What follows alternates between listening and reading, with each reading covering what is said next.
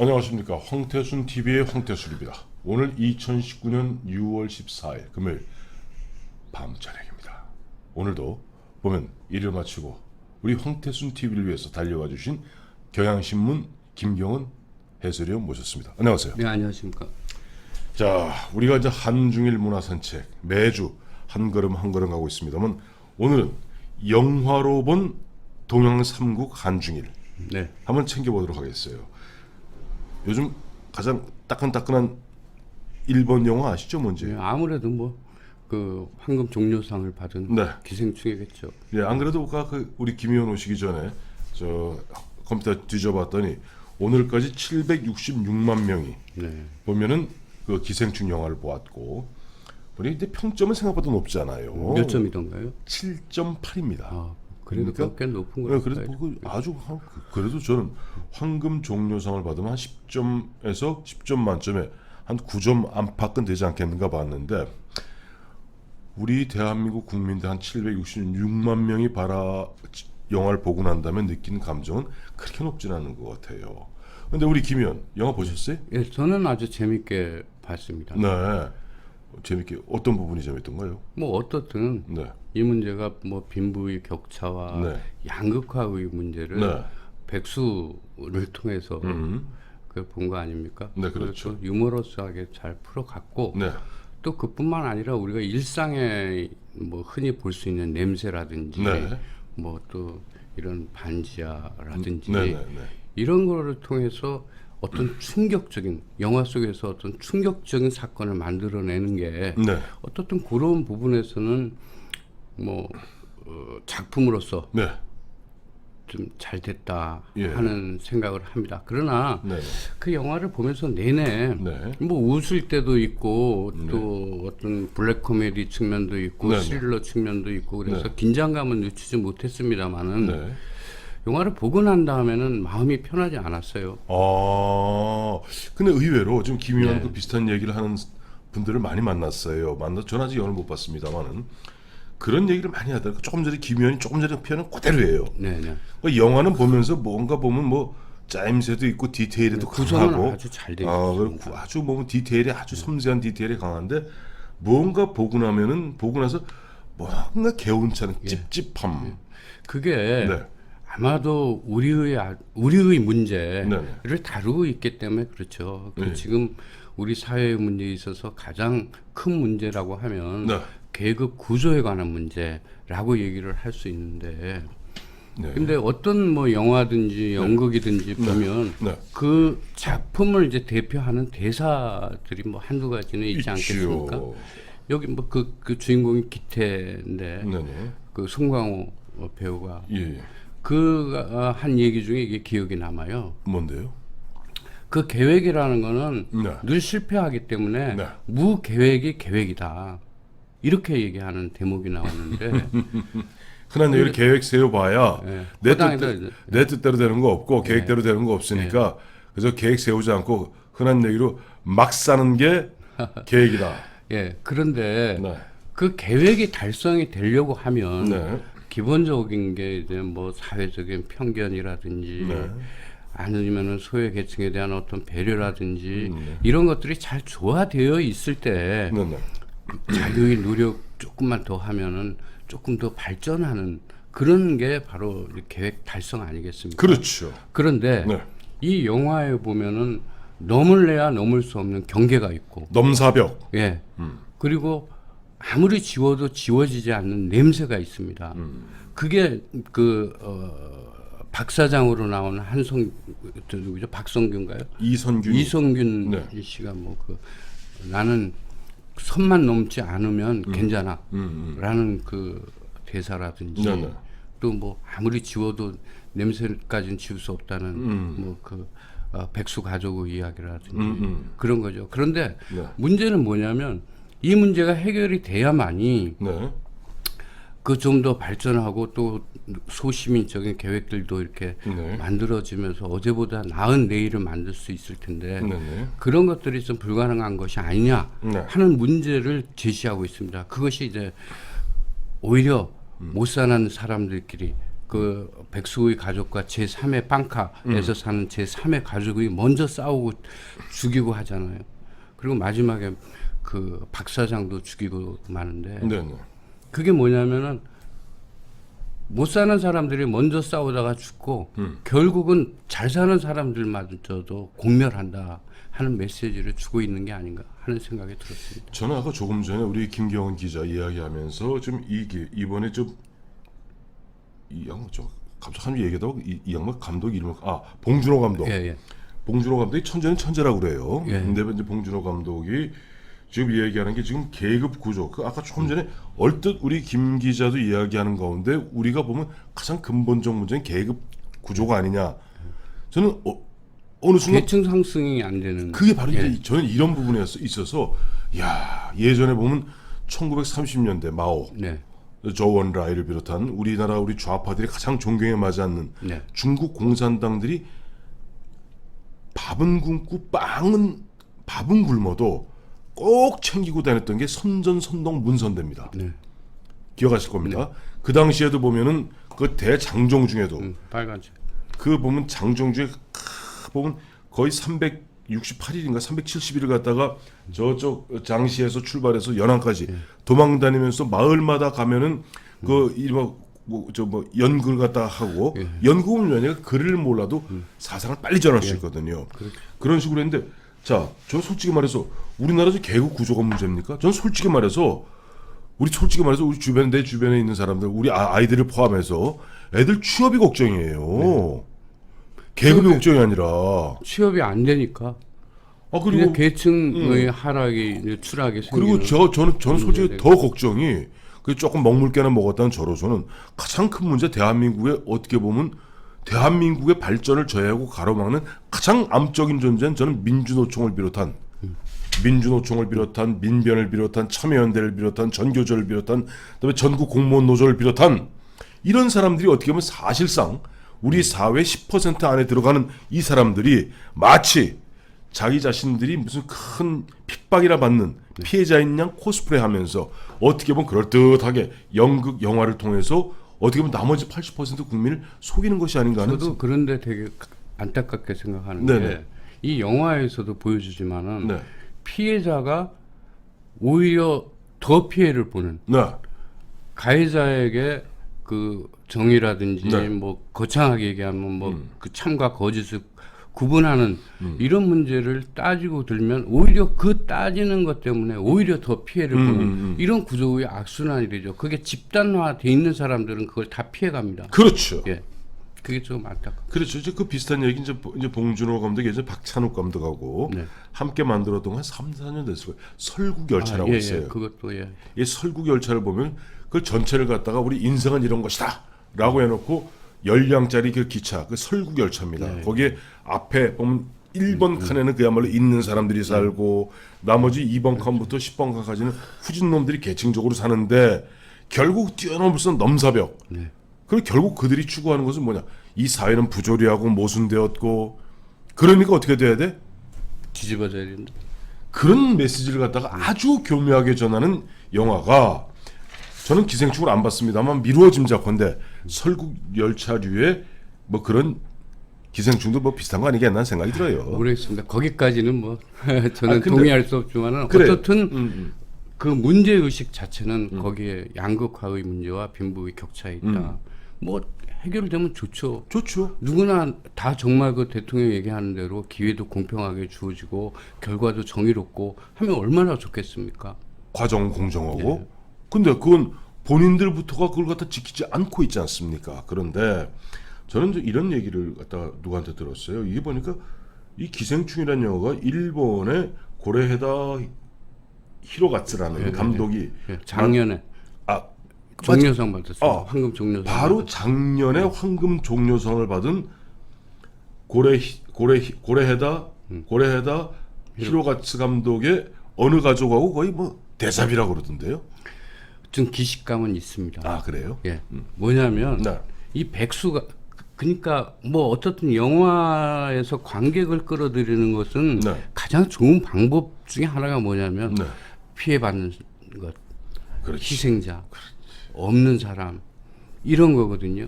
그런데 이번에 기생충에서도 네. 백수 가족이라는 네 네. 명을 등장을 시켰고 네. 그 어느 가족이라는 게 원제가 뭐냐면 좀비끼 가족구입니다. 좀비끼 가족. 예, 좀비끼라는 뜻이 뭐냐면 좀도둑이라는 네, 좀도둑. 뜻입니다. 네. 근데 좀비끼 가족의 구성은 어떻게 되냐면 네. 6명으로 돼 있는데 네, 네. 피가 하나도 섞여 있지 않아요. 아, 이게 이제 그 영화를 네. 왜 그 연금 받는 노인 연금을 받는 사람들이 그 가짜로 이렇게 만들어 가지고 부정으로 수급하는 네네. 사람들이 일본에도 아주 많은데 예, 예. 많은 모양입니다. 네네. 거기서 착안해서 만들었는데 그 주인공이 키키 가린이라는 그 유명한 배우 얼마 전에 돌아가셨는데 네네. 그 사람의 중심으로 6명이 네. 꾸려갑니다. 근데 그 부정으로 이제 돈을 받는 그 연금을 받는 노인 네. 그리고 또 그 장남 역할을 하는 사람 좀도둑 또 그 아이 밑에는 또 다른 좀도둑 또 아기도 좀도둑을 시키고 예, 예. 또 창녀도 있고 이혼한 창녀도 있고 그러니까 비정상적인 그 가족의 구성이죠. 근데 이거는 해체됐을 뿐이 없는 겁니다. 네. 왜냐하면은 네. 그 어른이 아이에게 그 도둑질하는 거를 가르치고 네. 큰 아이가 작은 애한테 도둑질하는 거를 가르치고 네. 이런 구조거든요. 그러니까 부정이 부정을 낳는 구조를 갖고 있습니다. 근데 해체됐을 뿐이 없는 그런 가족 구성원인데 네.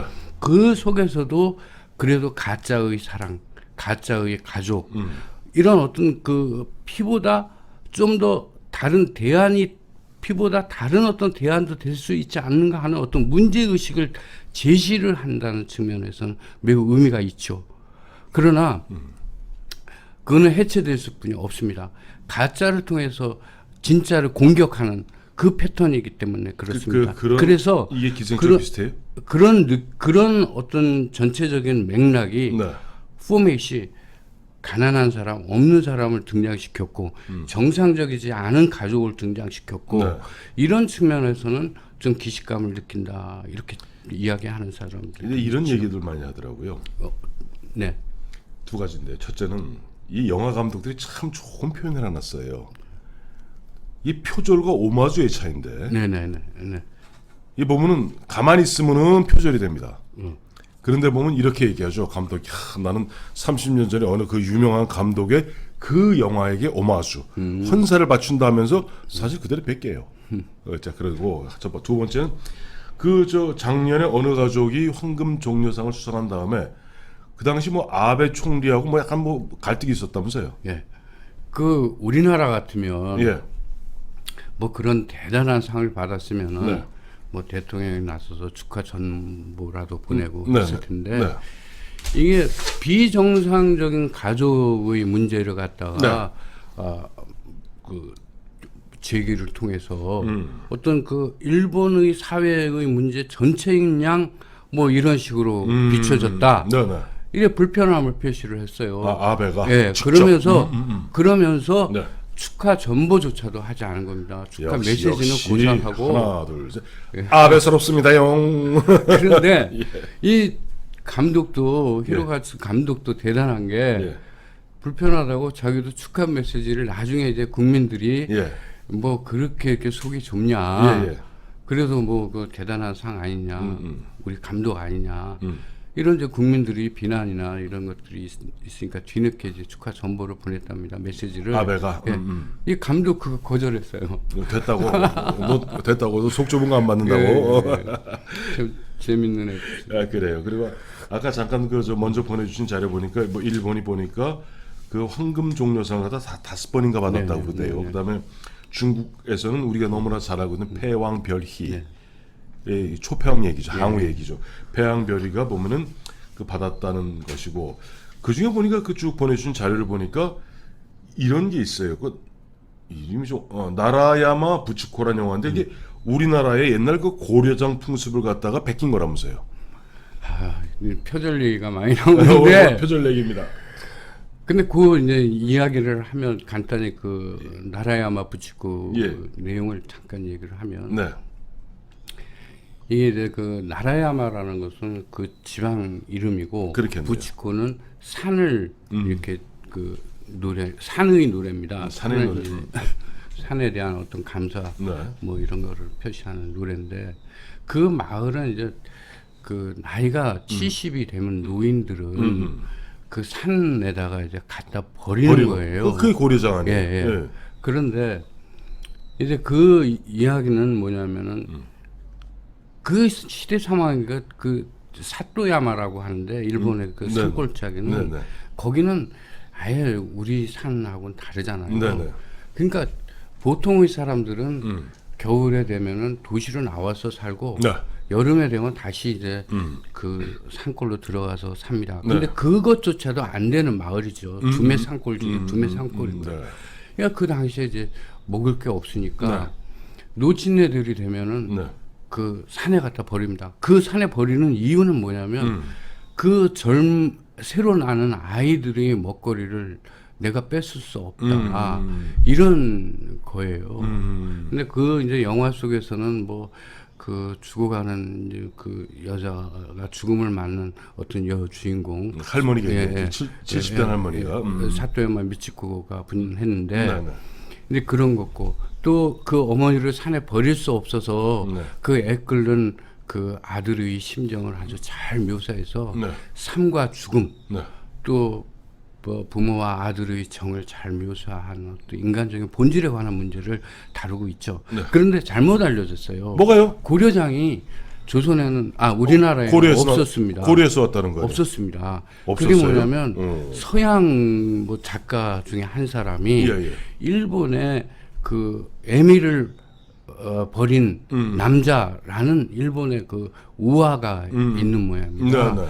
그거를 일본식으로 우리에 적용해서 각색한 그 민담이 있었던 거예요. 그러면서 어떻게 산에다가 노친네들 항아리 안에다 넣어서 갖다 버리면 그 어머니가 아들이 되돌아올 때 길을 잃을까봐 그 나무가지를 이렇게 뭐 이렇게 뜯어서 그 길을 알려줬다. 그렇죠. 뭐 그런 얘기가 있는데 네. 그건 아닙니다.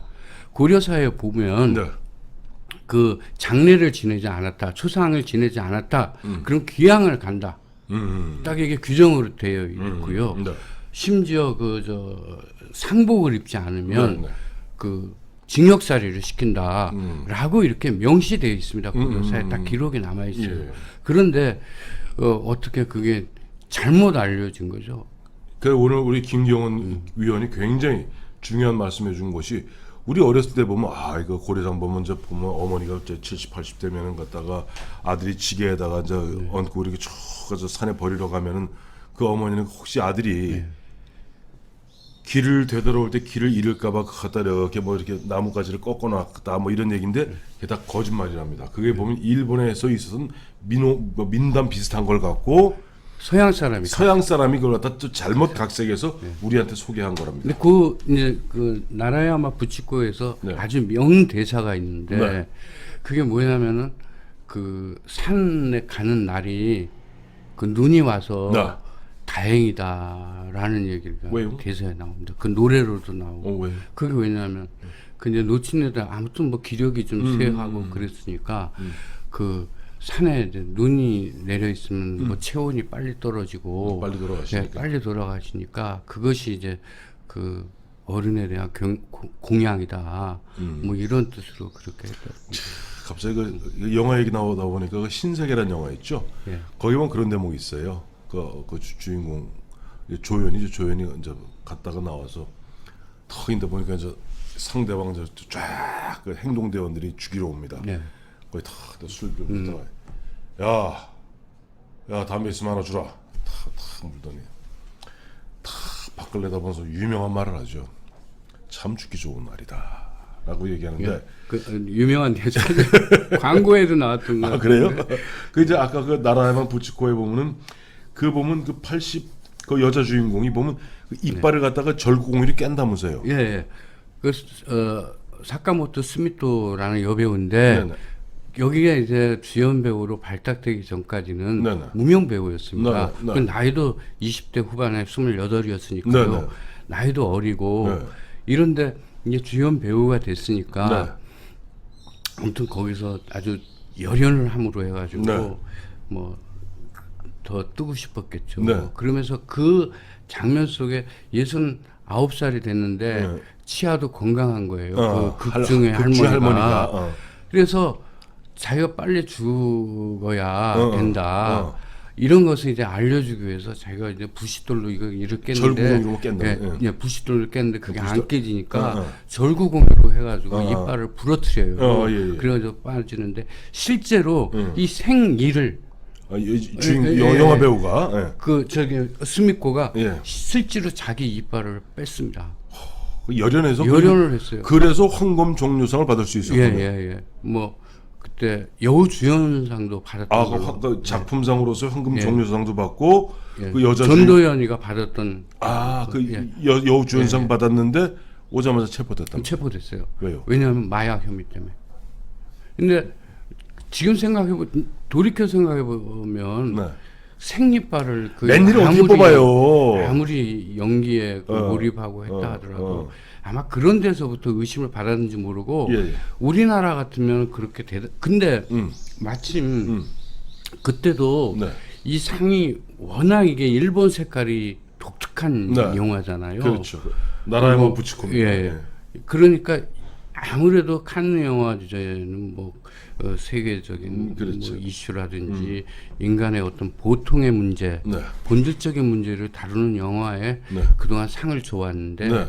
이게 상을 받을 거라고 생각을 못했어요. 그때 감독이 누구냐면은 그 이마무라 쇼헤이 유명한 배우죠. 운학이라는 것도 그 장어. 예. 운학이라는 것도 황금 종려상을 받았는데 네. 2번 받은 네, 감독. 감독입니다.